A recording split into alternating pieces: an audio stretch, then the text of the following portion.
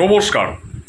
গতকাল 28শে জুলাই মঙ্গলবার ছিল চণ্ডীতলা গ্রাম পঞ্চায়েতে বামপন্থী গণসংগঠন সমূহ ডিওয়াইএফআই, এআইকেএস, সিআইটিইউ ও এআইডিডব্লিউ এর নেতৃত্বে ডেপুটেশন ও বিক্ষোভ সভা। সেই বিক্ষোভ সভার আজ এই ভিডিওতে বক্তব্যগুলো হাইলাইটস আকারে রইল এবং এই ডেপুটেশনের যা নির্যাস এবং ডেপুটেশনের যা দাবি সনদ প্রভৃতি পরবর্তী ভিডিওতে আলাদাভাবে থাকবে এই চ্যানেলে। আপনারা ভিডিওটি দেখতে থাকুন।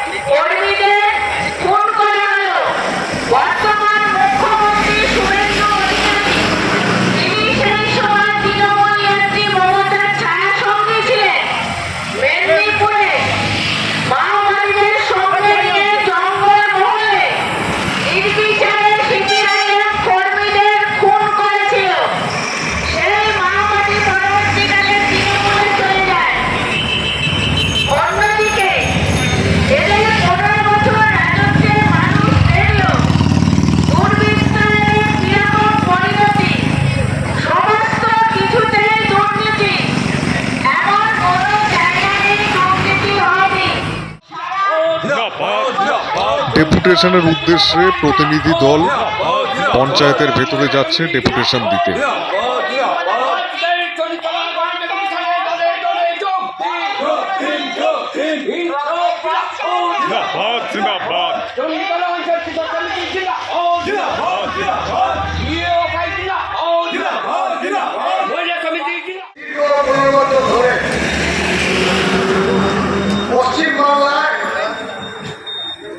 যে গুন্ডা চলেছে,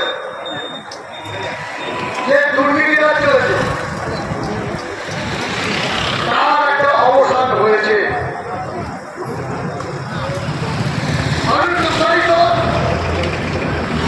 কিন্তু একই সাথে মানুষ এটা দেখছে খুব কম সময়ের মধ্যে পশ্চিমবাংলায় তাদেরকে মানুষ সহ্য করতে পারছিল না, তার পতন হয়ে আর একটা শক্তি উত্থান হয়েছে। কিন্তু প্রতিদিনের যে আস্ফালন এবং তার কাজকর্ম তাতে এই শক্তি তারা মানুষের কাজ করার চেয়েও তাদের যে প্রকল্প, তাদের যে মতাদর্শ, তাদের যে ইতিহাস বিকৃত করার যে পরিকল্পনা তাতে কার্যকরীকে করার জন্য তারা সবচেয়ে বেশি মনোনিবেশ করেছে।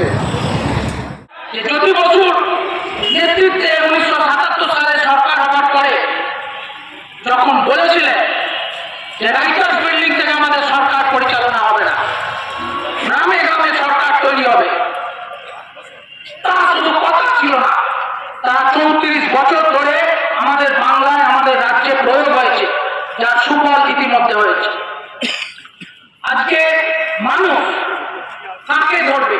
কোনো কিছু হলে যে কোনো বিষয়ে গ্রামের সরকার শুধু না, গ্রামের আত্মীয় পাঁচজনের মতো কাজ করেছে পঞ্চায়েত। আর সেই পঞ্চায়েত তৃণমূলের জামানায় বিগত 15 বছরে একটা লুটের ক্ষেত্রে পরিণত হয়েছে। বিকেন্দ্রীকরণ যেমন বিজ্ঞানের সুফল আছে কুফল আছে, বিকেন্দ্রীকরণের সুফল আছে কুফল আছে, মানে কুফলটাকে তৃণমূল তার স্বাভাবিক চরিত্রে ধরে নিয়ে তারা সেই কুফলটাকে নিয়ে তারা তাদের মতো করে নিজেদের সম্পত্তিকে তারা বিকেন্দ্রীকরণ করেছে, আর পঞ্চায়েতের সম্পত্তিকে তারা সংকুচিত করেছে।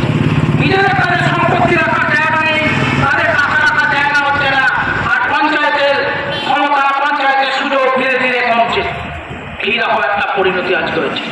আজকে যে কারণে বিজেপি সরকার এই আইন করতে সুযোগ পাচ্ছে, তার প্রথম কারণ হচ্ছে মমতা ব্যানার্জির নেতৃত্বে বিগত 15 বছর ধরে যেভাবে পঞ্চায়েতি ব্যবস্থাকে গোটা রাজ্য জুড়ে পরিচালনা করেছে, তার একটা অন্যতম। পরিস্থিতি কমরেডস এবং বন্ধুবান পাল্টাচ্ছে। আমাদের মনোভাব, সংগ্রামী মেজাজ, আমাদের ভূমিকাকে আরো আরো সুদৃঢ় করতে হবে।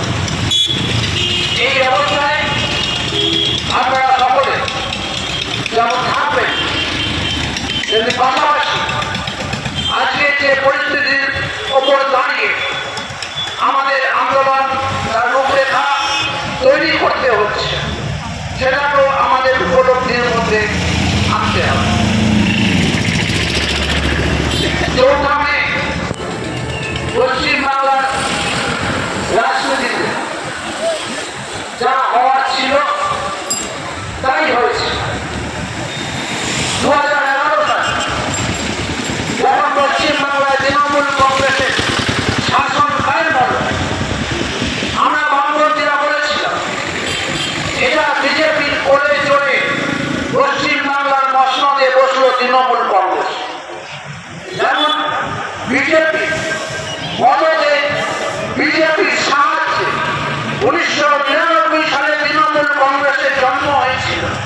তখন থেকে পশ্চিমবাংলায় আরএসএস এবং বিজেপির একটা বিশ্বস্ত এজেন্ট হিসেবে পশ্চিমবাংলার মাটিতে তৃণমূল কংগ্রেস তার যোগ্য ভূমিকা পালন করে গেছে। এসব আমাদের হাল্লা করে বেবু করে দেখলে হবে না। আজকে আমরা 2026 সালে বিজেপির শাসন ব্যবস্থায় পশ্চিমবাংলার মসনদে শুভেন্দু অধিকারীর মুখ্যমন্ত্রীত্বে যে শাসন ব্যবস্থা কায়েম হয়েছে, এ একটা ধারাবাহিক প্রক্রিয়ার ফসল। এটাকে হঠাৎ করে বিজেপির শাসন ক্ষমতায় আসীন হওয়ার বিষয় হিসেবে যদি আমরা মূল্যায়ন করি, সে মূল্যায়নটা আংশিক সত্য হবে, সম্পূর্ণভাবে সত্য হবে। জনজীবনের স্বার্থে, মানুষের স্বার্থে তারা কাজ করেন, সেটা আমরা নিত্যদিনই দেখতে পাচ্ছি। আমরা সারা ভারত গণতান্ত্রিক মহিলা সমিতি পক্ষ থেকে এই ডেপুটেশনে আমরা জানাতে চাই, এই যে নতুন সরকার এসেছে, এই নতুন সরকার এই যে অন্নপূর্ণা যোজনার কথা বড় করে ফলাও করে যে ঘোষণা করেছেন, তা দেখতে পাচ্ছেন আমরা নিত্যদিন তাদের এই মত পরিবর্তন। তারা মানুষকে বিভ্রান্ত করছেন, মহিলাদের বিভ্রান্ত করছেন। তারা সমস্ত মহিলাদের, প্রথমে বললেন যে সমস্ত মহিলাদের আমরা 3,000 টাকা করে দেব, কিন্তু যত দিন যাচ্ছে তত তাদের চিত্রটা ফুটে উঠছে। আমরা সারা ভারত গণতান্ত্রিক মহিলা সমিতি আমরা চাই প্রতিটা মহিলা যেন এই যোজনার আওতায় আসে, কারণ মহিলারা যে পরিশ্রম, যে গৃহবধূরা যে পরিশ্রম করেন সকাল থেকে রাত পর্যন্ত 24 ঘন্টার মধ্যে 18 ঘন্টা তারা যে নিদারুণ পরিশ্রম করেন, তারা সন্তান মানুষ করা, তারা তাদেরকে স্কুলে পাঠানো, তাদের সাংসারিক কাজকর্ম সমস্ত কিছুতে তারা বিনা পারিশ্রমিকে তারা এই পরিশ্রম করেন এবং আনন্দের সাথে। সুতরাং সরকারের একটা দায়িত্ব আছে, সরকারের এই দায়িত্ব নিতে হবে। এবং এই বিজেপি পরিষ্কার করতে তারা সবসময় সবার আগে লাল ঝান্ডাকে টার্গেট করে এই জন্য লাল ঝান্ডায় আলোচনাভাবে নির্দিষ্টভাবে পারে বিজেপি কোথায় একটা পরিষ্কার চোখে চোখ লেগে ভয় করছে পরে থেকে ক্ষমতায় থাকতে পারে না নাকি লাল ঝান্ডা পাচ্ছে সেই ক্ষেত্রে তৃণমূল কংগ্রেসের মতো হাত পা কাঁপবে না। এবং এটাও বলে যাচ্ছি আপনাদের আগামী দিনে যদি মোদী সরকার চলে যায় এখানে শুভেন্দু অধিকারী তার ডিপার্টমেন্টে তার দপ্তরে যেতে দেখবেন না। এতটাই ভয় পাচ্ছে, ভয় পায় যারা অত্যাচার করে সেই অত্যাচারই হয় সব থেকে বেশি ভিড়। রাজ্যের ঘটনা কংগ্রেস ঐশী বসিয়ে গ্রেপ্তার করার ঘটনা প্রমাণ করে দেয় যে সামান্য ইঞ্চের কথা যে বলা হয় সেটা কোনো ছাতির বাদ নয়, সেটা হচ্ছে আমরা পুরুষের লড়। এত মোটা চাপা, এত মোটা চাপা ঘুষ মেরেনি, জ্ঞান মেরেনি, তারা এখন চাইছে ওইভাবে দমন নিয়ন্ত্রণ করে সাধারণ মানুষের যে দাবির ভোগটাকে বন্ধ করে দিতে। তো তারা ভুলে গেছে যে লাল ঝান্ডা যারা ব্রিটিশ পার্টির মতো আগুনে ছাই থেকে উঠে আসতে পারে, তবে ঐশীগঞ্জ যে কোনো জায়গায় তবে রায়গঞ্জ যেমন ঐশীগঞ্জ বিভাগী যাকে যেখানে দমন করার জন্য আক্রমণ করা হবে যাতে তত বেশি লাল ঝান্ডা নিয়ে মানুষ আরো রাস্তায় নামবে। আমি এই নম্বর বলে আমার বক্তব্য শেষ করছি। জিন্দাবাদ, মেহমান মানুষের জিন্দাবাদ।